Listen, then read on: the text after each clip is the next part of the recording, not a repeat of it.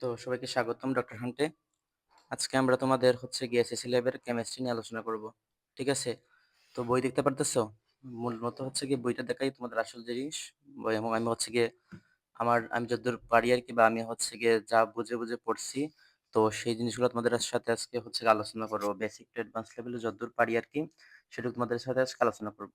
তো কেমিস্ট্রি বুঝতে হলে ১ম এ আমাদের হচ্ছে গিয়ে একদম যেকোনো একটা জিনিস বুঝতে হয়, তখন তার হচ্ছে গিয়ে মূল জিনিস থেকে বুঝতে হবে। যেমন একটা বিল্ডিং তৈরি করার ক্ষেত্রে মূল ভিত্তি হচ্ছে গিয়ে তার কি? তার হচ্ছে গিয়ে নিচের ভিত্তিগুলো না, নিচের পিলারগুলো হচ্ছে মূল। ঠিক আছে? তো ওইখানে অনেক সময় দেয়া হয়। ওইখানে যত ভালো সময় দেওয়া হয়, উপরের তলাতে হচ্ছে গিয়ে তোমরা অনেকগুলো বিল্ডিং তুলতে পারবা। তো পড়াশোনা তো ঠিক সেরকম আরকি। ঠিক সেরকমই বলা যায়। তুমি যত হচ্ছে গিয়ে নিচের তলায় হচ্ছে তোমার বেসিক বিল্ড আপ করবা, তত হচ্ছে গিয়ে তুমি অ্যাডভান্স আগাইতে পারবা। ঠিক আছে?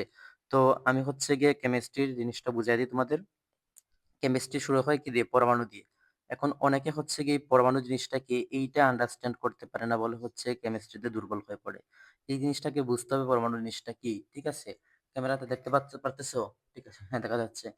তো আমি বেশিক্ষণের ভিডিও বানাবো না। কারণ বেশিক্ষণের ভিডিও হলে গিয়ে মানুষ দেখতে চায় না। এইজন্য হচ্ছে গিয়ে শর্ট টাইপ একটা ভিডিও দিয়ে দিব। ঠিক আছে? ৩-৪ মিনিটের। তো পরমাণু কি? তো পরমাণু হচ্ছে গিয়ে পদার্থ গঠনকারী ক্ষুদ্রতম কণা। এখন পদার্থ কি? এখন হচ্ছে গিয়ে পদার্থকে তোমাদের কেমিস্ট্রি ভাষায় কয় ভাগে ভাগ করা হইছে? পদার্থকে তোমার কেমিস্ট্রি ভাষায় ৩ ভাগে ভাগ করা হয়েছে। ঠিক আছে? এটা হচ্ছে গিয়ে কঠিন, একটা হচ্ছে গিয়ে কঠিন, একটা হচ্ছে গিয়ে তরল, একটা হচ্ছে কঠিন তরল, একটা হচ্ছে আরেকটা কি? একটা হচ্ছে গিয়ে বায়বীয়। তো এই হচ্ছে গিয়ে মনে করো কঠিন পদার্থ, মনে করো এইটা একটা কি, এটা একটা হচ্ছে কঠিন পদার্থ। ঠিক আছে? এবং তরল পদার্থ কি? পানি একটা তরল পদার্থ। এবং বায়বীয় পদার্থ কি? তোমরা হচ্ছে কি যে অক্সিজেন এবং কার্বন ডাই অক্সাইড গ্যাস নিতেছো, এগুলা কি হচ্ছে? এগুলা হচ্ছে কি বায়বীয় পদার্থ। ঠিক আছে? তো আমরা বুঝলাম কঠিন তরল এবং বায়বীয় পদার্থের রহস্য আমরা কি উদাহরণ করতে পারছি। ঠিক আছে?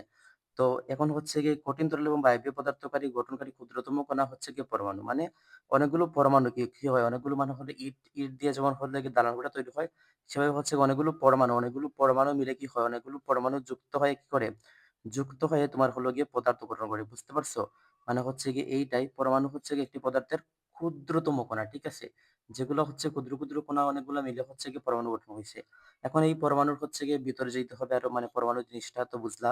এখন হচ্ছে গিয়ে পরমাণু জিনিসের বিজ্ঞানীরা হচ্ছে গিয়ে আরো ভিতরে গেছে ইলেকট্রন মাইক্রোস্কোপ যন্ত্র দিয়ে।